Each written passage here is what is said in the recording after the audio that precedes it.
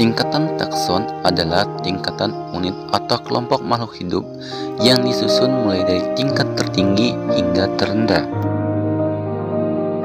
Urutan tingkat takson klasifikasi dari yang tertinggi hingga terendah yaitu: pertama, kingdom atau kerajaan. Yang kedua, phylum atau divisi. Phylum ini untuk hewan, sedangkan divisi itu untuk tumbuhan. Kemudian ketiga ada kelas, keempat ada ordo, dan kelima ada famili, keenam genus, dan yang paling kecil atau yang paling terakhir adalah spesies atau jenis. Anggota takson semakin banyak dan semakin banyak perbedaan ciri antara anggota takson. Sedangkan anggota takson semakin sedikit, maka semakin banyak kesamaan ciri antar anggota tersebut. Beberapa poin yang penting adalah: yang pertama, setiap jenis makhluk hidup diberi nama ilmiah.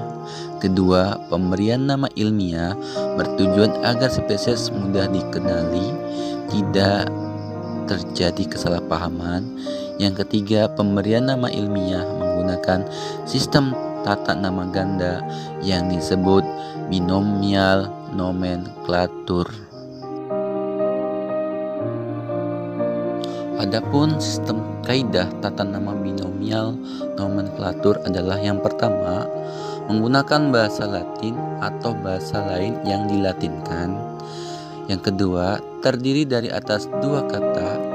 Kata pertama merupakan genus, sedangkan kata kedua merupakan spesies yang spesifik.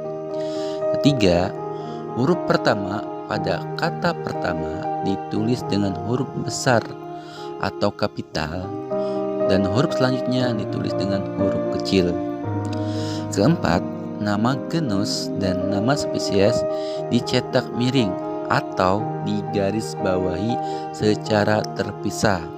Kelima, nama deskripator dapat dituliskan di belakang nama spesies huruf tegak tanpa garis bawah. Contohnya adalah tanaman jagung, ziamai. Zea ditulis miring atau digarisbawahi, dan kata mais digunakan kata miring atau digarisbawahi. Zea merupakan kata marga atau genus, sedangkan mais adalah kata dari spesies. Silakan perhatikan pemberian nama takson makhluk hidup. Biasanya divisi pada tumbuhan diakhiri dengan kata pita, sedangkan hewan tidak ada. Tingkatan takson kelas pada tumbuhan diakhiri dengan opsida, sedangkan hewan tidak ada. Tingkatan ordo pada tumbuhan diakhiri dengan ales, sedangkan hewan tidak ada.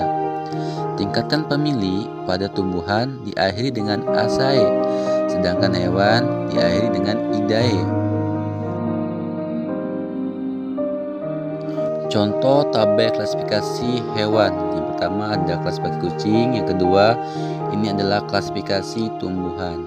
Nah, pada klasifikasi kucing, kingdom yaitu Animalia, sedangkan phylumnya adalah Chordata, kelasnya adalah Mammalia atau hewan yang menyusui, ordonya adalah Carnivora atau hewan yang pemakan daging, familinya adalah Felidae, genusnya adalah Felis, dan spesiesnya adalah Felis silvestris catus.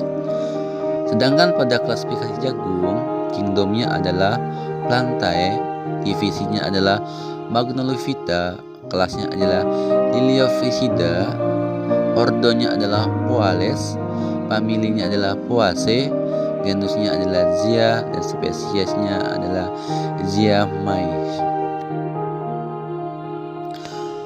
Hal-hal yang diperlukan dalam melakukan identifikasi: pertama, pengetahuan tentang klasifikasi makhluk hidup.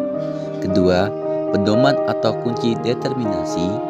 Ketiga, spesimen acuan atau berupa organisme yang diawetkan.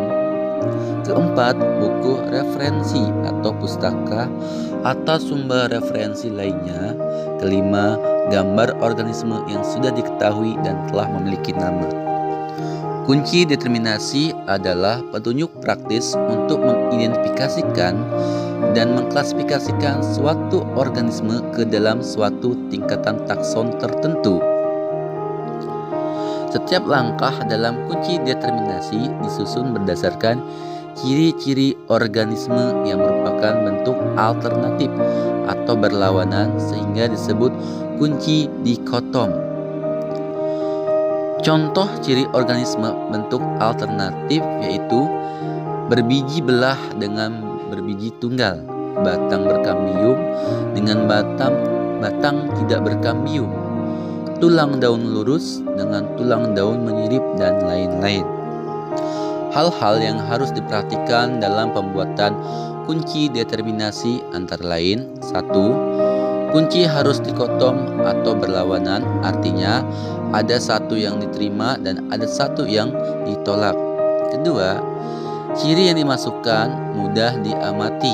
Ketiga, hindari pemakaian kisaran yang tumpah tindih atau hal-hal bersifat relatif dalam kuplet. Keempat, setiap kuplet diberi nomor. Kelima, menggunakan kalimat sesingkat mungkin. Perhatikan tabel kunci determinasi tersebut. Berdasarkan tabel merupakan ciri-ciri yang sangat umum. Nah, di setiap tabel, setiap kuplet sudah diberi nomor dan setiap kuplet sudah memiliki kunci, dan di akhir kuplet diberi petunjuk. Kita contohkan nomor 1A, hewan tidak memiliki ruas tulang belakang. 1B, hewan memiliki ruas tulang belakang. Ini merupakan contoh kunci dikotom. Kita misalkan akan mengidentifikasi berupa hewan udang.